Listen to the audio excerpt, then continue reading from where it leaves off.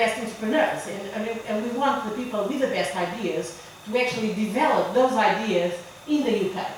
So they created this graduate entrepreneur campaign called the Sirius program, which is a 12-month startup support acceleration package that can support, two kind of streams of ideas. One is if one of you have started your own company and you feel that you are not having enough support and you can bid for this program, or if you just have an idea. You might just have an idea and really you probably need some seed funding for you to develop that. Look at the website and see really what are the advantages of the program and what really can help if you are in this kind of areas of looking to create your own company, which I think increasingly is more and more important because there are so many ideas and good ideas around there.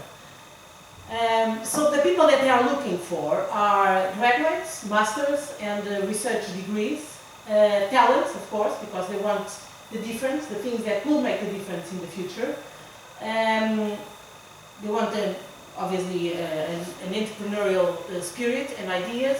And there is a deadline. I mean, you have until the 15th of January. There is the website that you can look at, see more information, and see on whether that would fit into what you want to do for your future. I thought it would also be important to say a bit about the relationship between Portugal and the UK. We have a bilateral trade of around 3 billion, more than 400 UK companies operating in Portugal. Obviously, we used to be the first foreign investor in Portugal, which is no longer the case. Not because UK companies left, but because most of the UK companies were acquired by others, which is really part of the liberal approach of the UK market, is that, basically what we usually say, Britain is open for business. So there is a lot of M&A in the British market.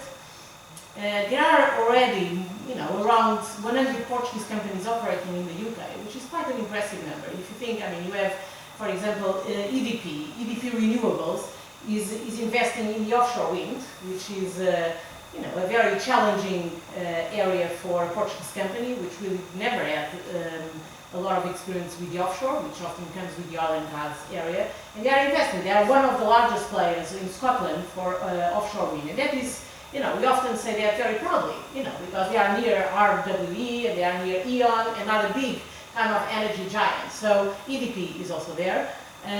We have Espírito Santo Investment Bank that again acquired an investment house 4 years ago and has now a huge presence in the city, and therefore wants also to play a big role in the financial sector in the UK. We have a lot of technological companies. Another big one is HAR. I don't know if you know, but they started in the sugar industry, and now they are probably one of the major agriculture companies in Portugal. They have Vitacres. If you eat rúcula, you will know what I mean. But they are one of the largest suppliers of salads and aromatic herbs in the UK.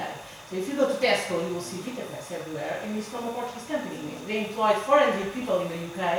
They have greenhouses everywhere. It's amazing. It's a huge investment, and it's from a Portuguese company. Others, Logoplast, again, factories in the UK as well. So very kind of mixed investment in the UK. In Portugal, we have a significant expat community. The British really like to come to Portugal because of the sun. Look at the weather today; it's fantastic. The golf that they also like a lot to play. So we have around 80,000 British people living in Portugal. And obviously this interest of Portugal as a platform to other Lusophone markets is really, we had a big event last year in London where we gathered 200 UK SMEs just to listen why Portugal really can make a difference in Brazil or in Mozambique or in Angola. So those are my contacts, and I'd like to finish a bit about the importance that Britain is giving to its own country, which is with the setup of this great campaign, which is something that not so much for Portugal, because our relationship with Britain is probably the longest ever. But in countries where Britain doesn't really have a big footprint, this campaign has been very helpful to raise awareness of Britain as a place to study, as a place to work, as a place to do business, as a place to become an entrepreneur, as a place to shop, as a place to listen to music, etc., etc. So that's Britain, really. That's, this last slide is really what Britain can offer, and I wish you all the best. So if you have any questions, I'm more than happy to answer. Thank you. Thank you. Thank you.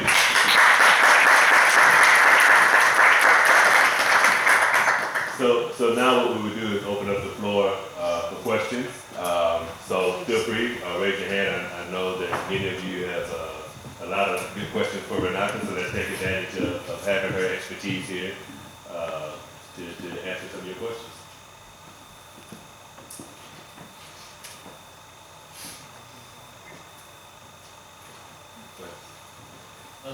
You've mentioned the not so good picture that the UK has of Portugal, especially in terms of our economy.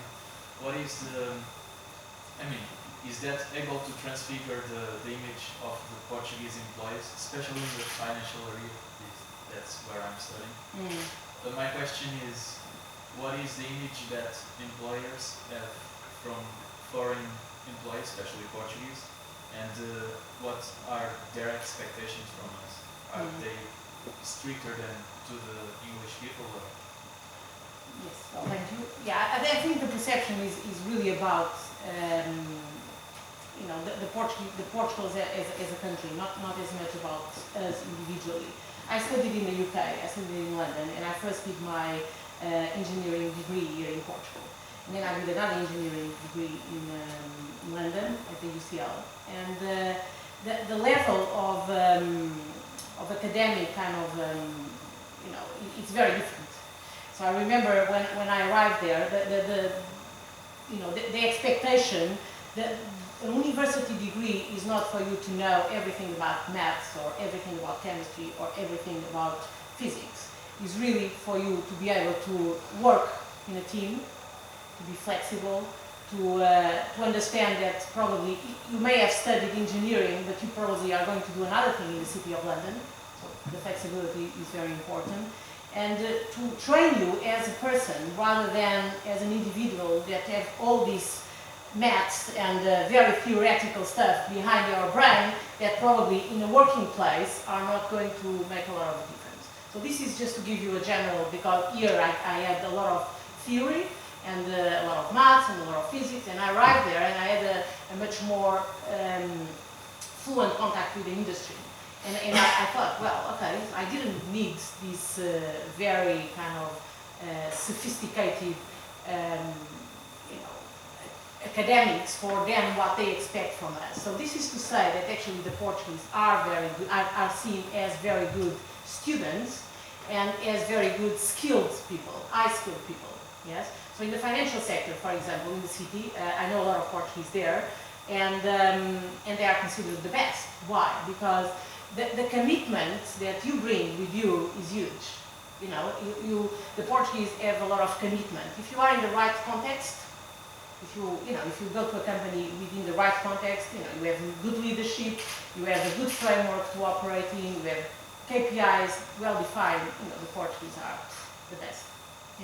That's really my opinion. I'm probably very optimistic, but the feelings that I have is that there is nothing to do with the perception on Portugal and about the people and their skills. And in the City of London, you will find a lot of Portuguese working there. Probably not all with a financial background. Some of them may have an engineering background, because they do not expect you to bring all that knowledge with you, but because they will invest in training sessions for you to become what they want you to become. You know what I mean? Okay, so some information are provided by them. Very much. They are really after our soft skills. A lot. I mean, a lot of the soft skills are very, very important in a working environment. The way that you adapt to others, but then that's also a natural skill from the Portuguese, isn't it? You actually We are very open to other cultures. We value diversity.